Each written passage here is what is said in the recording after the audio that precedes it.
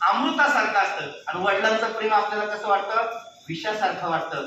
पण हे कळत नसतं आपल्याला अज्ञान आहे का या विषाचं रूपांतर पुढे अमृतात होणार आहे. एक वडील होते आणि त्यांना एक मुलगा होता. वडील नेहमी आपल्या मुलाला चांगल्या सवयी लावायचे.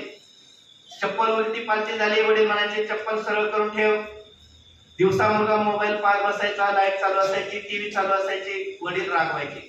अरे तर ती टीव्ही तरी पाहायचा, तो मोबाईल तरी पहा, लाईट बिल काय तुझा बाप भरणार आहे का? फॅन चालू असायचा, नळ चालू असायचा, तगादा लावायचे. या मुलाला वडील खडूस वाटू लागले, कटकट करणारे वाटू लागले. त्याने जिद्द धरली, मी फार अभ्यास करणार, चांगली नोकरी मिळवणार आणि या खडूस बापापासून कायमची सुटका करून घेणार.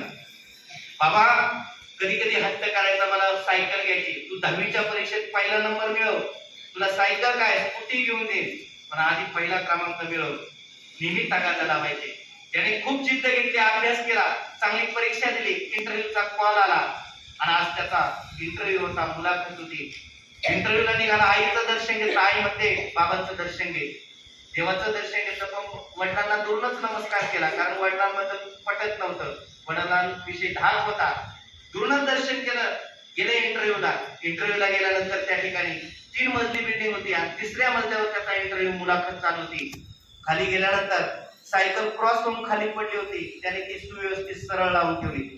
चपला उलट्या पालट्या झाल्या होत्या, त्याने सरळ ठेवल्या.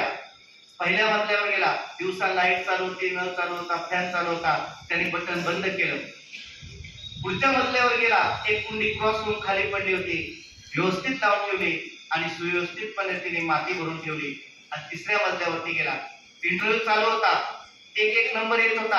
आता याचा नंबर जवळ आला, डोळे झाकले आणि मनामध्ये प्रार्थना केली, आई मुक्ताई माता, माझा जर या परीक्षेत क्रमांक आला आणि मी जर सिलेक्ट झालो तर तुला एक पेढ्याचा बॉक्स अर्पण करेल, माझं सिलेक्शन होऊ दे आणि या खडूस बापापासून माझी कायमची सुटका होऊ दे. आता याचा नंबर आला, नॉक केलं आणि शिष्टाचाराने विचारलं, मी आय कमिंग सर? साहेबने आत येऊ. साहेबांनी प्रतिसाद दिला, यस कमिंग. हा मुलगा अधिक आतमध्ये गेला. गुड मॉर्निंग, गुड आफ्टरनून, सुप्रभात अशा पद्धतीने प्रतिसाद झाला. साहेबांनी विचारलं, you are ready for interview? Yes, I am ready for interview. याने डोळे उघडायला सुरुवात केली. साहेबांनी एक लेटर हातात घेतलं, ते लेटर पुढे केलं आणि सांगितलं, युअर सिलेक्शन फॉर इंटरव्ह्यू, तुझं या इंटरव्ह्यू मुलाखतीमध्ये सिलेक्शन झालेलं आहे आणि उद्यापासून तू नोकरीवर काय हो, हजर हो. याला आश्चर्याचा धक्काच बसला. म्हणजे साहेब तुम्ही मला एकही प्रश्न विचारला नाही आणि मी देखील तुम्हाला एकाही प्रश्नाचं उत्तर दिलं नाही, तरी माझं सिलेक्शन झालं कसं? म्हणजे बाळा तुझा इंटरव्ह्यू सुरू होऊन 1 तास कधीच होऊन गेला.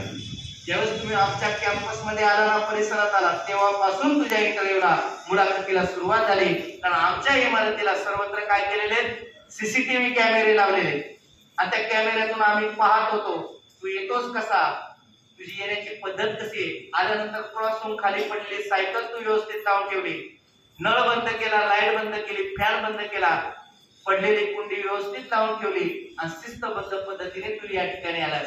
आमच्या कंपनीला मालक नको, आमच्या कंपनीला मालक नको, तर तुझ्यासारखा आदर्श कामगार पाहिजे. आणि सर्व विचार संस्कार तुझ्यामध्ये आहे, हे तुझ्या आई वडिलांचे संस्कार आहे, तुझ्या गुरुवर्यांचे संस्कार आहे. घरी जा आणि तुझ्या आई वडिलांना सांग, त्यांच्या संस्कारामुळे तुला एक नोकरी मिळाली. आता त्याच्या डोळ्यात अश्रू वाहू लागले. ज्या बापाला मी खडूस म्हणत होतो, कटकट करणारा म्हणत होतो, त्याच बापामुळं मला ही नोकरी मिळाली होती. धावत हॉटेलमध्ये गेला, पेढ्याचा बॉक्स घेतला, घरी आला, आईला पेढा देऊ लागला. आई म्हणते पहिला पेढा देवाला ठेव, दुसरा तुझ्या